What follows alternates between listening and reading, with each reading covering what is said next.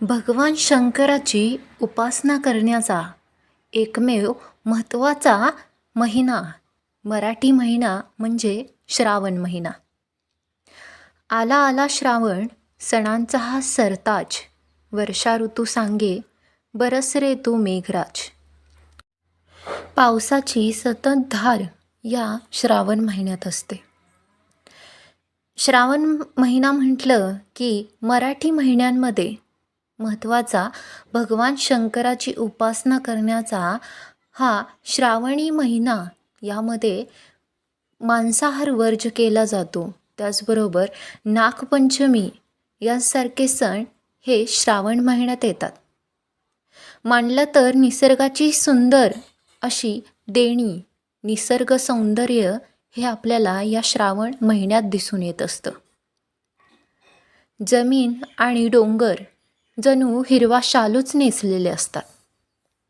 वर्षा ऋतूच्या आगमनाने जे जीर्ण मरगळ झालेले हिरवाईचा साज लेवून पुन्हा नवतरुणीसारखी सजलेली असते.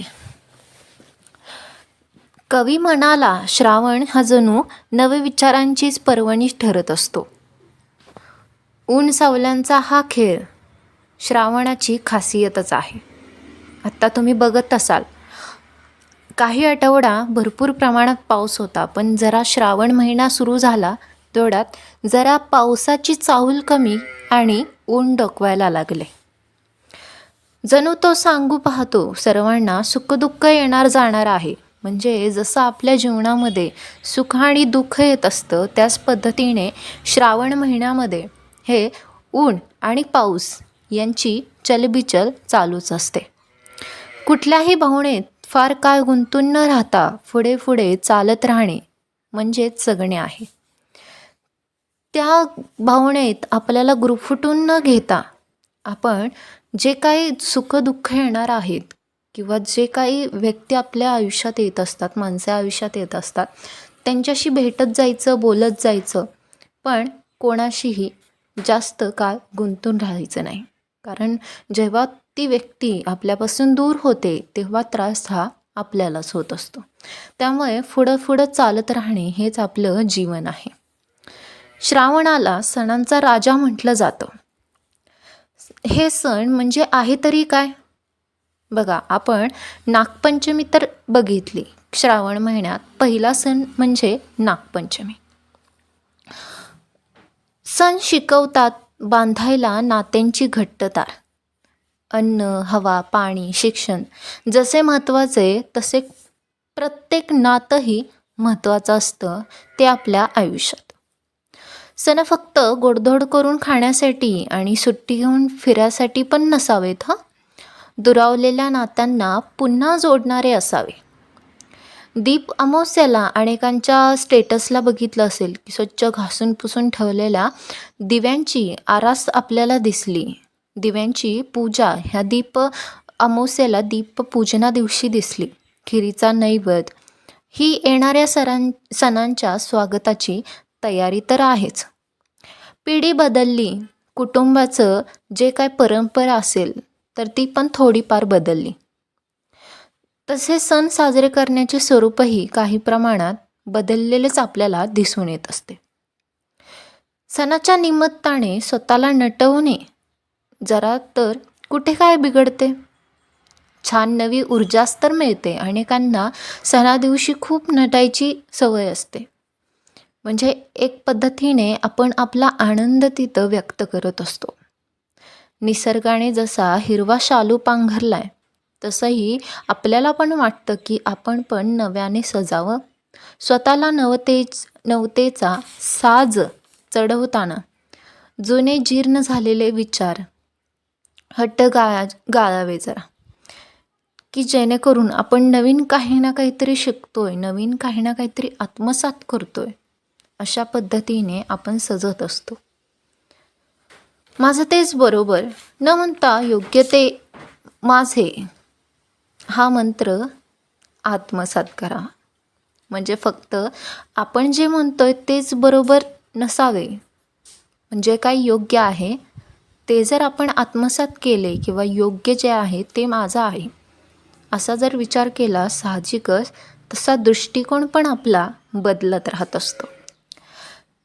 सगळंच एकदम क्षणभंगूर असतं, म्हणजे आपण काय म्हणतो क्षणिक सुखासारखं असतं. एखादी गोष्ट आपल्याला क्षणिक सुख देऊन जात असते. सगळं क्षणिक सुख असलं, क्षणभंगूर असलं तरी आजच सगळं संपणार नाही ना. व्रतवैकल्यांना नावे न ठेवता त्यांना वैज्ञानिक विचारांची जोड देत आनंद मिळवावा हा थोडाच. म्हणजे आपण काय म्हणतो की श्रावणात अनेक जण श्रावण पाळतात म्हणजे काय करतात, तर साहजिकच त्या श्रावण महिन्यात मांसाहार वगैरे वर्ज्य करत असतात. म्हणजे हे थोडं आपल्या आरोग्यासाठी पण चांगलंच आहे असं म्हणायला हरकत नाही. धावत्या जीवनमानात वेळ काढून जमेल तसे सण साजरं करणं नक्कीच स्वागतार्ह आहे. प्रत्येक वेळी आपण कोणत्या ना कोणत्या तरी सणाची वाट पाहत असतो. प्रत्येक महिन्यात हा सण येत असतो. त्या निमित्ताने का होईना आपण कुटुंबामध्ये आपला आनंद साजरा करत असतो. कुटुंब सर्व एकत्र येत असतात, नाती-गोती एकत्र येत असतात. हास्याचा कल्लोळ होत असतो, काही रुसवे-फुगवे निघत असतात, गोडधोड जेवणाचा बेत होत असतो. म्हटल्यानंतर हे आपल्या आनंदासाठी आणि एकात्मतेसाठी खूपच महत्त्वाचं ठरत असतं. याचाही आपण विचार करायला हवा. पण तेवढंच महत्त्वाचं की आपण आपला आनंद मिळवत आहोत, त्यात पर्यावरणाचे काही नुकसान होणार नाही याचा पण विचार केला पाहिजे. परमेश्वर चरणी फुले जरूर अर्पण करावी, पण त्याचे निर्माल्य नदी नाल्यामध्ये का फेकावे बरे? जमल्यास त्यापासून खत निर्मिती पण होते. असलं तंत्र जमतंय का बघावं. श्रावणात भरपूर प्रमाणात नदी नाले नद्यांना पूर येत असतो. भरभरून नद्या वाहत असतात. परतताना साचलेला कचरा नदीमाय पोटात खेचून घेते.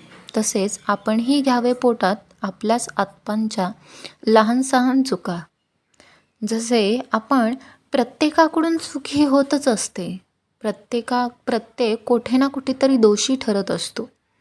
पण कधी काही तो त्याच्या ठिकाणी पण बरोबर असतो. सगळ्यांना समजून घेणं, सगळ्यांच्या लहान सहान चुका त्यांना दाखवून देणं आणि त्यामध्ये दुरुस्ती करणं हे पण तितकंच महत्त्वाचं आहे.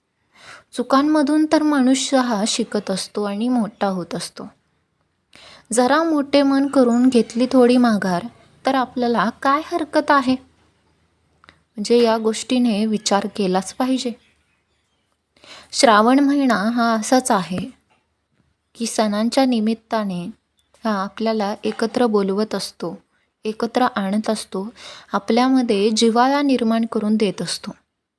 रक्षाबंधनाचा सण ह्या महिन्यात येत असतो की जेणेकरून बहीण भावाचं अतूट नातं, जे काही पवित्र नातं आहे ते जास्तीत जास्त त्याला ऊर्जा मिळावी, त्यातून आपलं आनंद व्यक्त करा.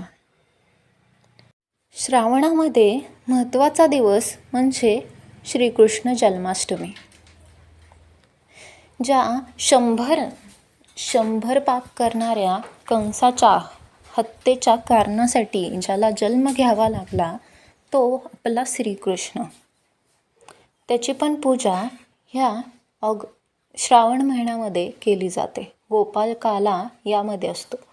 त्याचबरोबर जे श्रावण महिन्यात मंगळवार येतात त्या श्रावण महिन्याच्या दर मंगळवारी मंगळागौरी पूजन हे केले जाते. म्हणजे अशा प्रकारे नारळी पौर्णिमा असेल, त्याचबरोबर दीप अमावस्येपासून नागपंचमी, त्यानंतर एकादशी, त्यानंतर नारळी पौर्णिमा, रक्षाबंधन, संकष्टी चतुर्थी, कालाष्टमी, जन्माष्टमी, गोपाळकाला असे अनेक सण या श्रावण महिन्यात आपल्याला बघायला मिळतात. अशा प्रकारे आपण श्रावण महिन्यामध्ये महादेवाची पूजा ही खूप महत्त्वाची मानली गेलेली आहे. प्रत्येक श्रावणी सोमवारी शिवमूठ दिली आहे. शिवमूठ तांदूळ असेल, तीळ असेल, मूग असेल, त्याचबरोबर जवस असेल, अशा प्रत्येक श्रावणी सोमवारी काही ना काहीतरी वैज्ञानिक कारणाशिवाय किंवा शास्त्रीय दृष्टीने आपल्याला ह्याचं महत्त्व कळालं पाहिजे. व्हिडिओ आवडल्यास व्हिडिओला नक्कीच लाईक करा. जास्तीत जास्त हा व्हिडिओ तुमच्या आत्मजनांना शेअर करा. त्याची माहिती तुमच्या नातेवाईकांना पण माहिती असली पाहिजे. व्हिडिओ शेअर करा, जास्तीत जास्त लाईक करा आणि आमच्या चॅनलला सबस्क्राईब करायचं विसरू नका. शंकर महादेवाची कृपा तुमच्यावर सदैव राहील. स्वामी समर्थ तुमच्या सदैव पाठीशी राहतील, हीच ईश्वरचरणी प्रार्थना आहे. तुमचे आरोग्य आणि तुमचे जीवन सफलदायी हो, प्रत्येक गोष्टीमध्ये तुम्हाला यश लाभो, हीच ईश्वरचरणी प्रार्थना आहे. धन्यवाद. श्री स्वामी समर्थ.